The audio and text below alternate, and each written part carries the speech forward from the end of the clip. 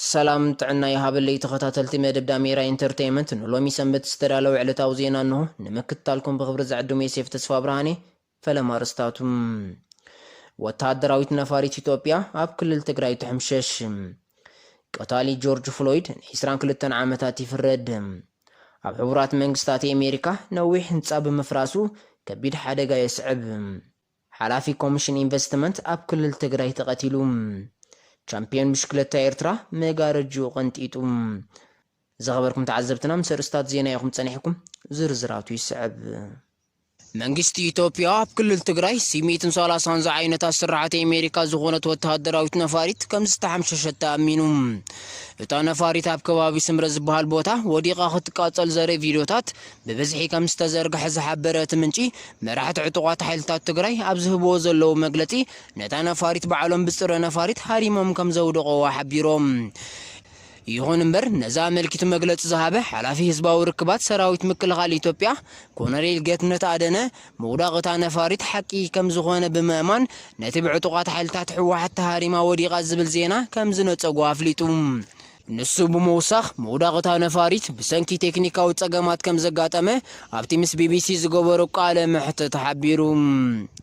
ክሳብ ሕጂ ዝርዝር ኣብታ ነፋሪት ዝነበሩ ሰባት ዕላዋ ኣይኮነን ኣሎ ዛጊታብቲ ንልዕሊ 8 ኣዋርሕ ዝቕጽል ዘሎ ግጭት ትግራይ ዕጡቋት ሓይልታት ሕወሓት ካብ ዝሓለፈ 18 ሰነ 2021 ጀሚሮም ኣብ ልዕሊ ሓይልታት መንግስቲ ኢትዮጵያ ጽዑቕ መጥቃዕትታት ይፍጽሙ ከም ዘለው ይሕበር እዚ ከምዚ ኢሉ እንከሎ የአውሮፓዊ ሕብረት ነቲ በሓይሊ ኣየር ኢትዮጵያ ቅድሚ ሂደት መዓልታት ኣብ ተጎጋ ዝተባሃለ ቦታ ዝተፈጸመ መጥቃዕቲ ብትሪ ኮኒኖሞ እቲ መጥቃዕቲ ብርክት ዝበሉ ሰባት ከም ዝሞቱን ከቢድ ጉርኣት ዝበጽሑም ሰባትን ከም ዝርከብዎም ዝሓበረ ጸብጻብ የአውሮፓዊ ሕብረት እቲ መጥቃዕቲ ደይመደይልካ ንሲቪላውያን ሰባት ዕላማ ዝገበረ መጥቃዕቲ ብምባል መንግስታት ዓለም ኣብ ልዕሊ መንግስቲ ኢትዮጵያ ጸቕጥታት ከዛይዳ ጸዊዑ አሜሪካ በወገና በቲ ዘጋጠመ መጥቃዕቲ ሓዘና ብምግላጽ እቲ ኩነታት ብነጻ አካላት ክጻረ ጻዊዒት ኣቕሪባ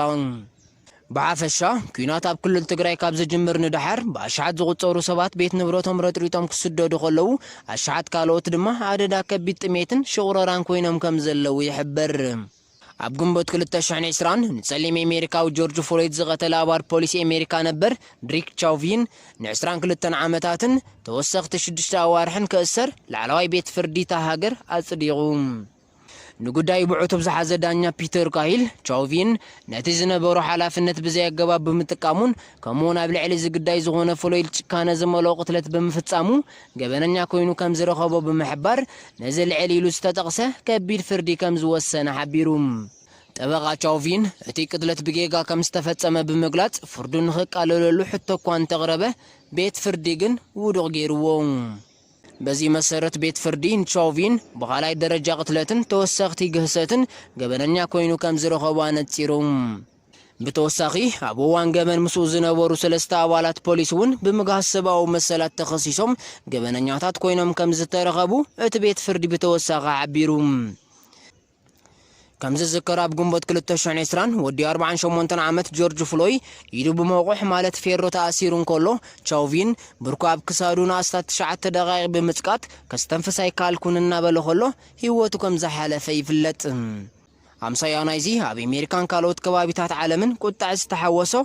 መጠነ ሰፊሕ ህዝባዊ ናዕቢ ተኸሲቱ ምንባሩ ይዝከር ኣብ ሕቡራት መንግስታት አሜሪካ ክፍለ ሃገር ካሊፎርኒያ ሓደ መበል 12 ደርቢ ህንጻ ብምድዋኹ ብውዕዱ 2 ሰባት ክሞቱን ከለው ሃለዋት 99 ሰባት ድማ ከም ዘይተፈለጠ ተሓቢሩ ጠንቅቲ ኣብታ ከተማ ሚያሚ ዘጋጠመ ሓደጋ ክሳብ ሕጂ ከም ዘይተነጸረ ዝሓበረት ምንጪ ዝበዝሑ ነበርቲ ህንጻ ኣዝማድ ቀዳማዊት እመቤት ፓራጓይ ዝርከብዎም ላቲናውያን ስደተኛታት ምዃኖም ተሓቢሩ ጠንቅቲ ኣብታ ከተማ ሚያሚ ዘጋጠመ ሓደጋ ክሳብ ሕጂ ከም ዘይተነጸረ ዝሓበረት ምንጪ ዝበዝሑ ነበርቲ ህንጻ ኣዝማድ ቀዳማዊት እመቤት ፓራጓይ ዝርከብዎም ላቲናውያን ስደተኛታት ምዃኖም ተሓቢሩ ዛጊት ክሳብ ሕጂ ኣብ ዝተሰላሰለ ናይ ህይወት ኣድሕን ስራሓት 35 ሰባት ክድሕኑ ከለው ገና ድማ ዝተደፈኑ ክህሉ ከም ዝኽእሉ ብምሕባር ጽዑቕ ነጥፈታት ምድሓን ይካየድ ከም ዘሎ ተፈሊጡ ፕሬዚደንት ጆ ባይደን በቲ ዘጋጠመ ሓደጋ ሓዘኑ ብምግላጽ እቱት ሰብኣዊ ሓገዛት ይገብር ምህላዋ ነጺሩ ፖሊስ ጠንቂ ምፍራስ እዚ ኣብ 1980 ከም ዝተሃነፀ ዝእመነሉ ብቻቭሊን ተባሂሉ ዝጽዋዕ ህንጻ ንምምርማር ድሮ ስሩሑ ጀሚሩ ከም ዘሎ ኣፍሊጡ ሓላፊ ኮሚሽን ኢንቨስትመንት ጊዜያዊ መንግስቲ ክልል ትግራይ ኮይኑ ክሰርሕ ዝጸንሐ ስነ ጥበባዊ እምብዛ ታደሰ ቅድሚ ሂደት መዓልታት ብመንነቶም ዘይተፈለጡ ዕጡቃት ተጨዊ ድሕሪ ምጽናሕ ተቐቲሉ ከም ዝተረኸበ ተሓቢሩ ቅድሚ ሂደት መዓልታት ካብ ቤት ጽሕፈቱ ወፂኡ ናብ ማዕርፎ ነፈርቲ ኣሉላ ኣባነጋ ኣብ ዝኸደሉ ዝነበረ ግዜ ብዘይተፈለጡ ዕጡቃት ከም ዝተጨወየ ዝሓበረ ምንጪ ብዓይልታት ፌደራል ድሕሪ ዝተገብረ ዳህሳስ ሬሳኡ ኣብ ከባቢ ዓይደር ዝበሃል ቦታ ከም ዝተረኸበ ኣፍሊጡ በዚ መሰረት ጊዜያዊ ምምሕዳር ክልል ትግራይ ነቲ ስጉምቲ ጭካነ ዝመልኦ ተግባር ብምባል ክኹንኖ እንከሎ ነቲ ቅትለት ንምጽራይ ዘየዳግም ተሪር ስጉምቲ ከም ዝውሰዳ ጠንቂቑ እምብዛ ታደሰ ብርክት ዝበሉ ደርፍታት ትግርኛ ከም ዘበርከተ ዝሕብሩ ናይ ቀረባ ፈለቱ ብዓውዲ ኢንፎርሜሽን ቴክኖሎጂ ቀዳማይ ዲግሪ ከም ዝነበሮ ይሕብሩ ዕግርግር ትግራይ ምስ ጀመረ ድማ ሓላፊ ኮሚሽን ኢንቨስትመንት ናይቲ ክልል ኮይኑ ከገልግል ብፌደራላዊ መንግስቲ ከም ዝተረቑሐ ይፍለጥ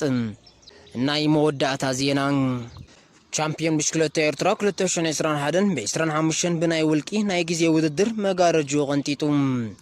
ኣብቲ ካብ መስመር ክትመውልዕ ናብ ሕምብርቲ ዝተሰላሰለ ውድድር 36 ኪሎ ሜትር ዝሸፈነ ናይ ዓበይቲ ማለት ብደረጃ ኤሊስ ዝተኻየደ ውድድር ፕሮፌሽናል ተቐዳዳማይ ክለብ ኣስታና መርሃዊ ቅዱስ ብ43 ደቂቕን 20 ካልኢትን 17 ንኡስ ካልኢትን ቀዳማይ ብምውፃእ ዝቐልጠፈ ተቐዳዳማይ ብሽክለታ ኤርትራ 2021 ኮይኑ አባል ጀርመናዊት ክለብ ባይኬይድ መክሰብ ደበሳይ አባል ክለብ አስፔኮ ዳዊት የማነ ድማ በቀድመ ተከተል ካላይን ሳልሳይን ኮይኖም ውድድሮም ዛዚሞም ኣብ ተመሳሳሊ ውድድር ደቂ አንስትዮ ድማ ተቀዳዳሚት ክለብ ጋላ ነፍሒ አዲያም ተስፋ ዓለም ን18 ኪሎ ሜትር ብ26 ደቂቕን 30 ካልኢትን 41 ንኡስ ካልኢትን ውድድራ ብምዝዛም ቀዳመይቲ ኮይና زغبركم سمعتنا نزل سلاسل ودرات نطفات تشامبيون إيرترا أبن زرقوهم معلتاو زينا كن زرقوهم مغانا بزاقات من حبر زغبركم تعذبتنا اللوم زبلنا يم زينا تتزوم كتعذبوهم تنحكم يمنيرهم أبكالة تحس تبغى المدب كسابنا الراخب سلام